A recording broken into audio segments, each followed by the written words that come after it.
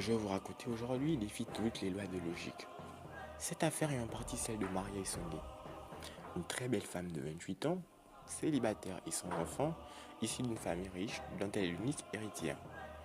Diplômée de l'université de Lyon 3 en France et directrice adjointe d'une grande agence de production de pétrole.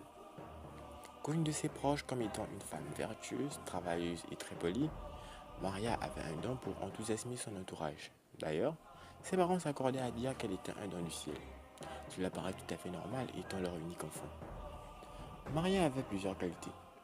Outre le fait qu'elle était riche et bien éduquée, elle était également d'une rare beauté, très entrepreneuse et très loin d'être une de ces filles à papa qui ne se reposaient uniquement que sur les biens de leurs riches parents.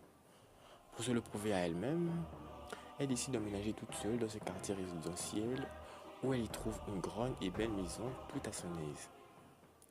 Mis à part ses nombreux déboires amoureux, le bilan général de sa vie était plutôt positif. En effet, un emploi bien rémunéré, une magnifique villa, on pouvait dire d'elle qu'elle avait une vie totalement épanouie. Mais en ce lundi du 20 juin 2017, une norme vint assombrir ce magnifique décor. La jeune Maria ne se présenta pas à son lieu de travail. Aux environs de 10 heures, alors qu'elle était censée y être depuis 8 heures, Jeff Rongombe, son supérieur, trouva cela très étrange. En effet, Maria n'était pas du genre à manquer une journée de travail sans l'en informer au préalable. Il décide alors de la joindre sur son portable pour connaître la ou les raisons de son absence. Mais après plusieurs appels qui ont tous fini sur son répondeur, Jeff commença à s'inquiéter davantage. Et pour une nouvelle fois prend une initiative, celle de joindre les parents de Maria.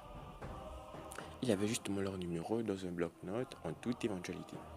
Peut-être savait-il où se trouvait Maria, mais à son grand regret, les parents de Maria ne savaient pas plus où se trouvait Maria que lui. Rebecca et Victor n'ont eu aucune nouvelle de leur fille depuis le week-end dernier où elle leur a rendu visite. Et l'appel de Jeff avait suffi à les inquiéter.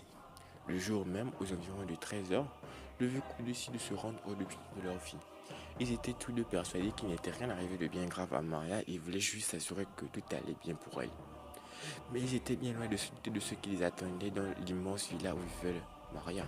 En entrant dans la maison, une vision d'horreur se dessina sous leurs yeux. En plein milieu du salon, gisait le corps sans vie de la jeune Maria.